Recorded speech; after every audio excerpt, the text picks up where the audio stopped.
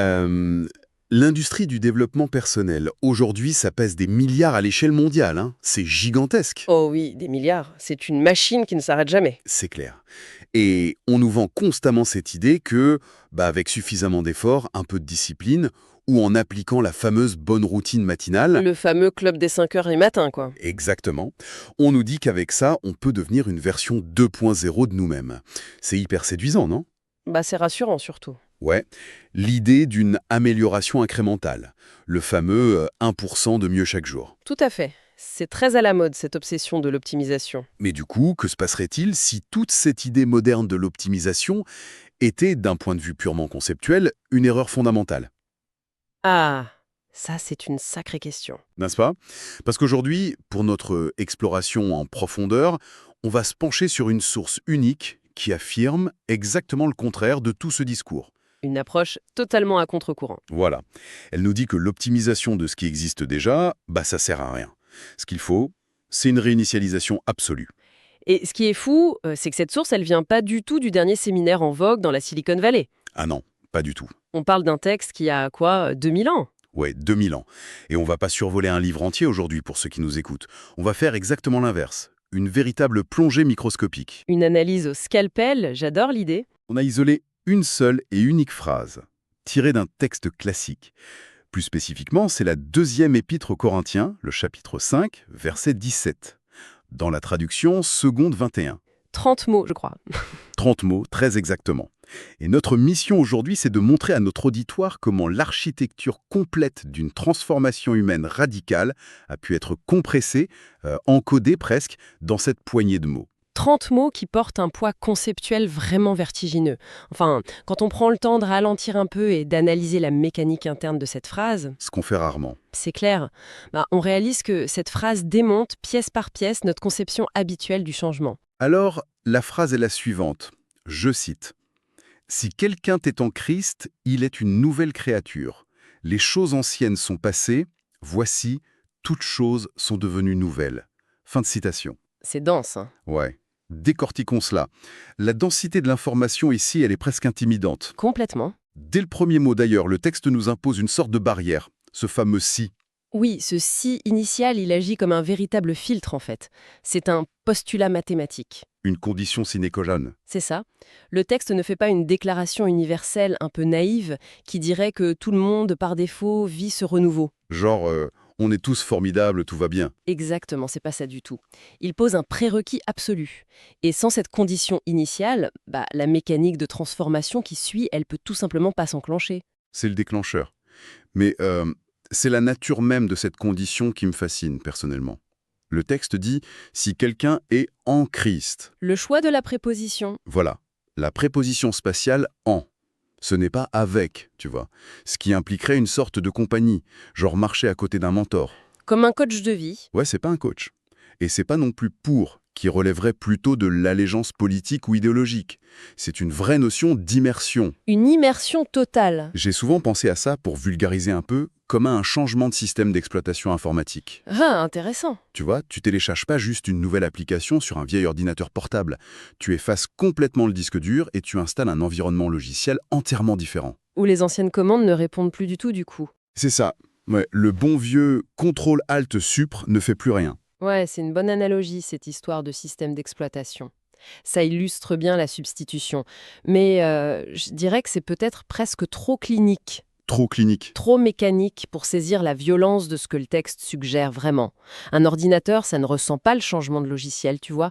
C'est pas faux. Ce qui est fascinant ici, c'est qu'une image plus organique serait celle d'un organisme terrestre soudainement plongé dans les abysses océaniques. Oh waouh, d'accord. L'immersion poussée à l'extrême. Totalement. L'immersion spatiale sous l'eau à des milliers de mètres de profondeur, ça ne te demande pas juste d'adopter de nouvelles idées, genre une nouvelle appli. Bah non, là c'est une question de survie. Exactement. Ça redéfinit les lois même de la physique qui régissent ton existence. La pression, la respiration, la gravité. Absolument tout change. L'individu n'est plus juste influencé par un message extérieur. Non, il est encerclé. Il est pénétré par un tout nouvel écosystème. C'est terrifiant d'une certaine manière. Parce que ça implique qu'on perd le contrôle de son ancien environnement, quoi. C'est une perte de repère totale. Si on est plongé dans ces abysses dont tu parles, on peut plus du tout agir comme on le faisait sur la terre ferme. L'environnement dicte une toute nouvelle réalité. C'est lui le patron, maintenant. Ouais. Et logiquement, cette immersion pose un problème de survie. Si l'environnement change de manière aussi drastique, l'organisme originel ne peut pas y survivre sous sa forme actuelle. Ses poumons ne sont pas faits pour l'eau. Et ça, c'est l'essence même du principe de causalité que l'auteur met en place. L'adaptation à un écosystème aussi radicalement différent, ça peut pas se faire par des simples ajustements cosmétiques. Un petit masque tuba, ça va pas suffire dans les abysses. C'est clair. Il faut une véritable mutation. Ce qui nous amène de plein fouet au résultat de cette fameuse condition. Le texte dit, après le si, il est une nouvelle créature. La conséquence logique. Voilà. Et là, j'ai besoin d'une clarification. Parce que ce choix lexical me pose vraiment question à moi. Pourquoi utiliser ce terme spécifique de créature? C'est un mot fort, c'est sûr. Bah oui, dans notre langage quotidien, une créature, ça renvoie presque à la biologie, voire à la science-fiction. Le monstre de Frankenstein, une créature extraterrestre, je sais pas. Oui, on a vite ces images en tête. Pourquoi le traducteur, dans cette version second 21, ne parle-t-il pas d'un homme nouveau ou simplement d'une personne renouvelée? Ça semblerait plus accessible? Parce que, justement, parler d'une personne renouvelée, ça relèverait précisément de ce vocabulaire du développement personnel dont on parlait au tout début. Hein? Le fameux vernis de l'optimisation. C'est ça. Le renouvellement, en soi, ça implique qu'on prend la matière première existante, c'est-à-dire ta personnalité, tes traumatismes, tes expériences, et qu'on la polie, qu'on l'améliore un peu. On met un coup de peinture fraîche. Voilà. Le terme créature, en revanche, ça renvoie à l'acte fondateur de création. Si l'on relie cela à une perspective plus large, ça introduit un concept philosophique vraiment lourd. L'ontologie. L'ontologie, oui, l'étude de l'être, de l'essence même des choses. Ce qui est décrit dans ces quelques mots, c'est un changement ontologique. Ce n'est pas la petite chenille qui apprend de meilleures techniques pour ramper plus vite. C'est carrément autre chose. C'est l'essence même de l'être qui est remplacée. En théologie et en philosophie classique, on parle souvent de creatio ex nihilo, la création à partir de rien, du néant. Donc bien sûr, la personne existe toujours physiquement. Évidemment, elle garde son corps, mais son architecture interne est considérée comme ayant été générée à partir de zéro, et non pas sculptée à partir de ses anciens défauts. C'est fou. Et c'est pour ça que l'idée d'amélioration incrémentale dont les réseaux sociaux nous abreuvent aujourd'hui, elle est si différente de ce texte. Elles sont incompatibles en fait. Ouais. Nous, on préfère l'optimisation parce que c'est hyper rassurant. Ça nous laisse le volant. Exactement. Ça nous permet de garder le contrôle de notre petite vie. Admettre qu'on doit devenir une nouvelle créature, c'est accepter une forme de mort de l'ancienne identité, non? C'est le deuil de qui on était, oui. C'est admettre que la matière première de notre être n'est tout simplement pas suffisante, qu'il faut tout jeter à la poubelle pour recommencer. Psychologiquement parlant, c'est un saut dans le vide vertigineux. Et c'est bien pour cela que cette affirmation est d'une radicalité inouïe. L'auteur ne propose pas un pansement sur une égratignure, il propose une transplantation cardiaque complète, à vif. Rien que ça? Mais bon, cette transplantation, elle crée une friction logique immédiate. C'est-à-dire? Laquelle? Eh bien, réfléchissons. Si l'individu est fondamentalement recréé à partir de zéro, s'il est devenu une entité ontologiquement nouvelle, que fait-on des archives? Ouh, le passé. Voilà. Que se passe-t-il avec tout le poids écrasant de la vie qui a précédé cet instant T de la transformation? Et c'est là que ça devient vraiment intéressant, parce que le texte ne peut pas ignorer le passé. Il est obligé d'y répondre. Et il le fait avec cette troisième proposition. Les choses anciennes sont passées. Une phrase apparemment simple. Apparemment, oui. Mais j'aimerais qu'on s'arrête sur ce mot précis, ce participe, passé. Remarque bien ce que le texte ne dit pas. Il ne dit pas qu'elles sont détruites. Exactement. Il ne dit pas que les choses anciennes sont détruites ou qu'elles sont genre oubliées ou effacées. Si c'était le cas, cette nouvelle créature serait complètement amnésique. Elle n'aurait plus de mémoire. Et l'effacement de la mémoire, comme dans le film Man in Black, avec leurs petits flashs là? Oui, le neurolyseur. Ouais, c'est un fantasme récurrent dans la science-fiction, justement parce que l'être humain ne sait absolument pas comment gérer le poids de son propre passé. On rêve de l'effacer. Mais ce n'est pas du tout le mécanisme proposé par notre source ici. Non, elles sont simplement passées. Tu te souviens de l'époque avant l'euro? Pense à un vieux billet de banque. Par exemple, un billet de 50 francs français. Celui avec le petit prince dessus? Ouais, Saint-Exupéry, exactement. Si tu en trouves un aujourd'hui, planqué dans le fond d'un vieux tiroir chez tes grands-parents, le billet, il existe toujours. Il est là, matériellement parlant. Il est là. Tu peux le toucher, voir ses couleurs. Tu peux même te souvenir du moment où tu aurais pu acheter des bonbons avec. Beaucoup de bonbons à l'époque. C'est ça. Mais le truc, c'est qu'il est passé. Sa valeur légale a expiré. Si tu vas à la boulangerie du coin avec ce billet de 50 francs, le boulanger va te sourire gentiment, mais il va pas te donner de baguette. Il va te prendre pour un fou. Le billet a perdu tout son pouvoir d'achat. Il a été totalement démonétisé par l'arrivée d'un nouveau système économique. C'est brillant. Cette analogie de la démonétisation, je trouve qu'elle capte parfaitement le phénomène conceptuel à l'œuvre dans cette source. Ça rend un truc plus concret, je trouve. Oui. Et appliquons cela à la psychologie humaine, et particulièrement à la façon dont l'auditoire du 1er siècle, quand le texte a été rédigé, aurait pu comprendre cette phrase. Le contexte historique, ouais. Les choses anciennes, ce n'est pas seulement le temps qui s'est écoulé sur une horloge. C'est un concept extrêmement lourd. Ça englobe les traumatismes, les fautes morales, les haines ethniques très présentes à l'époque, le statut social, les échecs et même les anciennes visions du monde. C'est le bagage complet de l'ancienne identité, quoi. Exactement. Et dans une culture antique méditerranéenne qui était entièrement basée sur l'honneur, la honte et la lignée familiale, le passé de quelqu'un, c'était son identité absolue. C'était d'où tu venais. Et ça. Donc, dire à ces gens que ce passé est soudainement passé, qu'il est expiré, c'est un bouleversement sismique pour eux. J'imagine, ouais. Le texte utilise d'ailleurs un ton verbal spécifique en grec qui marque une action révolue et achevée une fois pour toutes. Ce n'est pas un processus thérapeutique lent où le passé perdrait progressivement de son emprise au fil des années. C'est pas une thérapie sur 10 ans. Non, l'obsolescence est factuelle et elle est immédiate. Le passé n'a plus la juridiction légale ou ontologique pour dicter le comportement présent de cette fameuse nouvelle créature. C'est puissant. Donc, si on suit la logique, le traumatisme ou la grosse erreur de jeunesse peuvent encore être mémorisés dans le cerveau. Comme on se souvient du billet de franc. Voilà. On s'en souvient, mais ils ne peuvent plus acheter d'espace mental. Ils ne peuvent plus définir les choix présents. C'est fort, mais tu sais, la nature a horreur du vide. C'est bien connu. Si cet immense espace conceptuel, qui était autrefois occupé par tout ce poids du passé, est soudainement libéré, il faut bien que quelque chose vienne le remplir, non? Naturellement. Ce qui nous amène à la conclusion éclatante de notre source. Voici, toutes choses sont devenues nouvelles. La boucle est bouclée. C'est le cas de le dire. La condition initiale d'immersion a déclenché la mutation, ce qui a neutralisé l'ancien écosystème en le démonétisant, ouvrant ainsi la grande voie à une réalité intégralement neuve. Alors, qu'est-ce que tout cela signifie au quotidien pour ceux qui nous écoutent? Parce que y a un mot qui, au milieu de cette affirmation un peu triomphante, agit comme un véritable coup de poing cognitif. Ah oui, lequel? Ce petit mot, c'est « voici ». D'autres traductions d'ailleurs diront « regardez ». Ah, l'interjection. Oui, pourquoi cette théâtralité verbale? Je veux dire, l'auteur aurait très bien pu écrire simplement « les choses anciennes sont passées et toutes choses sont devenues nouvelles ». Le sens brut de l'information serait resté le même, non? Le sens informatif, oui, bien sûr, mais pas l'impact psychologique. Comment ça? L'utilisation de cette interjection, ce « voici », ce n'est pas juste là pour faire joli ou poétique. Ça répond à un problème fondamental de la condition humaine. Qui est? Le décalage cognitif. C'est-à-dire? Notre incapacité à voir ce qui a vraiment changé. Précisément. Laisse-moi te donner un exemple médical. Pense au syndrome du membre fantôme chez les personnes qui ont subi une amputation. Ah, quand on a l'impression d'avoir mal à un bras qui n'est plus là. Voilà. Le bras n'est physiquement plus là. La réalité physique a radicalement changé.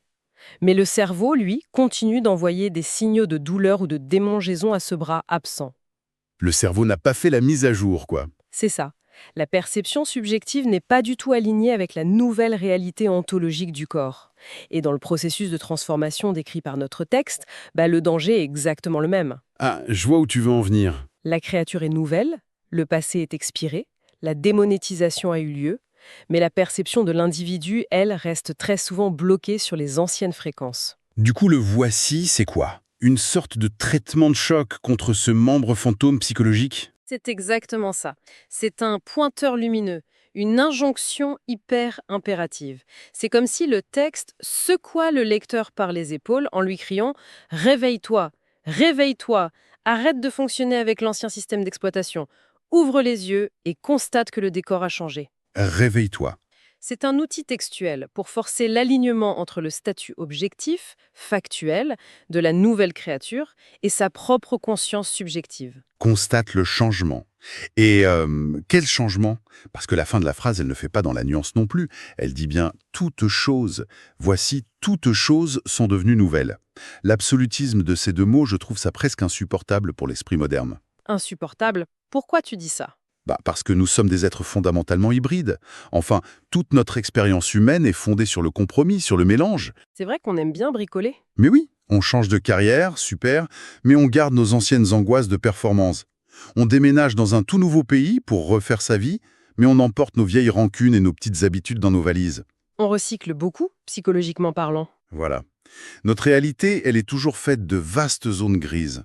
Du coup, affirmer que toutes choses sont devenues nouvelles, sans laisser la moindre petite place à un reste, à un petit résidu de l'ancienne vie, ça défie complètement notre logique quotidienne. C'est vrai que la condition humaine se complaît énormément dans cette hybridité. C'est tellement plus confortable d'avoir un pied dans l'ancien monde familier, même s'il est toxique, et un pied dans le nouveau. La peur de l'inconnu, sûrement. Oui, mais la proposition de cette source rejette catégoriquement cette demi-mesure. Et philosophiquement parlant, c'est la seule posture qui soit cohérente avec le tout début de la phrase. Oui, si on accepte la prémisse de la création à partir de zéro, la fameuse création ex nihilo, on ne peut pas faire de tri sélectif après coup. Exactement.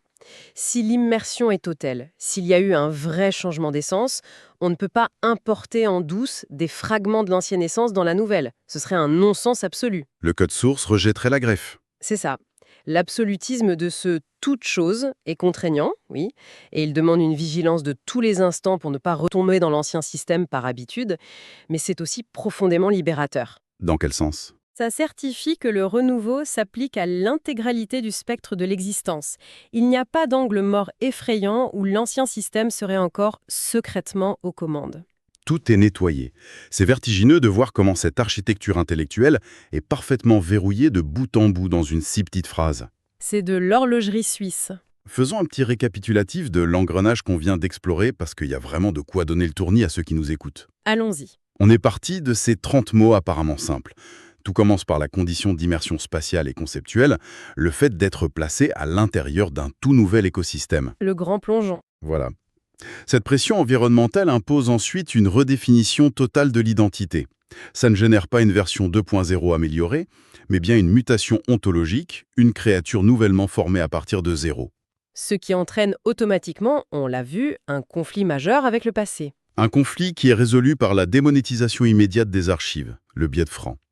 Les choses anciennes sont déclarées expirées. Elles n'ont tout simplement plus cours légal dans le nouveau système. Elles perdent leur pouvoir de nuisance. Exact. Ce qui nous amène, sous l'injonction hyper ferme de ce « voici », qui force notre cerveau à se mettre à jour, à la constatation brutale que la réalité entière, sans aucune exception, a été réécrite. Toute chose. C'est quand même rare de trouver une pensée synthétisée avec une telle puissance de frappe. Et ça nous ramène à notre point de départ, sur notre époque contemporaine, sur notre fatigue chronique de l'optimisation. Exactement. Face à cet épuisement généralisé causé par la quête d'optimisation permanente, le fameux 1% par jour, cette analyse nous rappelle l'existence d'une toute autre catégorie conceptuelle. Une alternative. Parfois, chercher à corriger une situation ou chercher à colmater les brèches de notre ancienne façon de fonctionner, c'est se tromper de combat. La source qu'on a étudiée aujourd'hui nous montre comment l'humanité a conceptualisé la transformation la plus absolue.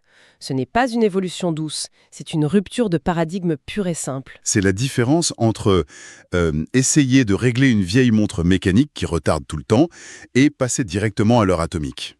Belle image. L'essence même du temps affiché n'a plus du tout la même origine. Ouais, c'est une pensée qui résonne vraiment bien au-delà du cadre strictement religieux du texte. Et d'ailleurs, pour clôturer cette plongée, cette idée précise m'amène à une ultime réflexion philosophique. Je t'écoute. Quelque chose qui n'est pas littéralement écrit noir sur blanc dans les mots de la phrase, mais qui en est l'extension logique, fascinante pour moi. Le texte ouvre effectivement la porte à pas mal de ramifications. C'est quoi cette réflexion alors ? Eh bien, si l'on prend au mot l'absolutisme de la toute fin de la phrase « toutes choses sont devenues nouvelles », un immense paradoxe de perception se dessine. Lequel ? On peut se demander, est-ce que la nouvelle créature, juste parce qu'elle est équipée de cette nouvelle ontologie interne, se met soudainement à percevoir son vieux monde environnant d'une manière inédite ? Un changement de perspective, tu veux dire? Oui, les anciennes rues de sa ville, les personnes familières qu'elle côtoie, les vieux obstacles sociaux. Est-ce que tout lui semble différent simplement parce que la lentille à travers laquelle elle regarde a changé? Les lunettes ont changé, quoi. Ça, c'est l'explication la plus courante, on va dire. La mutation interne modifie le prisme de lecture. Le monde reste matériellement le même, les murs ne bougent pas, mais le sens qu'on leur donne est entièrement nouveau. Oui, ça c'est l'explication psychologique classique. Mais il y a une seconde hypothèse. Oh. Une hypothèse bien plus déstabilisante d'un point de vue philosophique. Et si le monde extérieur lui-même réagissait à l'arrivée de cette nouvelle anthologie? Attends, tu veux dire que le monde lui-même changerait physiquement? Conceptuellement en tout cas. Dans un système complexe, si on introduit un élément d'une nature totalement différente, toutes les interactions de l'écosystème sont modifiées. Ah, l'effet papillon? Voilà. Si une personne est véritablement une nouvelle créature, affranchie du pouvoir de son passé et fonctionnant avec un code source inédit, peut-être que la réalité matérielle et sociale autour d'elle se transforme véritablement à son contact. L'environnement s'adapte à elle. Exactement. Le décor n'est pas seulement perçu différemment, il devient factuellement nouveau en réponse à la présence de cette entité inédite. C'est fou. C'est vraiment la différence entre simplement changer de lunettes et être le catalyseur d'une réaction chimique qui transforme la pièce entière. C'est ça. Le monde se plie à la nouvelle nature. C'est très profond. Le texte pose cette promesse de nouveauté absolue. C'est indéniable. Mais il laisse le mécanisme exact de cette onde de choc au mystère de l'expérience vécue par chacun. C'est une tension intellectuelle qui est magnifique. C'est toute la magie de l'exercice qu'on vient de faire aujourd'hui. Au quotidien, c'est super facile de survoler les textes, de lire en diagonale sur nos écrans, de chercher juste la vue d'ensemble, sans s'arrêter sur les détails, quoi. On est tous coupables de ça, c'est clair. Mais refuser ce confort de la lecture rapide, ça a du bon. En isolant une unique petite graine textuelle de 30 mots, en la plaçant sous le microscope de la logique, on y découvre parfois l'ADN d'une révolution entière de l'existence. 30 mots peuvent contenir tout un univers. C'est une excellente perspective à garder à l'esprit pour ceux qui nous écoutent lorsqu'ils seront confrontés à une affirmation apparemment banale ou courte. Parfois, il suffit juste de s'arrêter, de regarder la mécanique des mots de plus près. Et de réaliser qu'une forêt entière se cache à l'intérieur de la graine. C'est le mot de la fin. Une exploration fascinante comme toujours. Absolument. À très vite pour une prochaine analyse.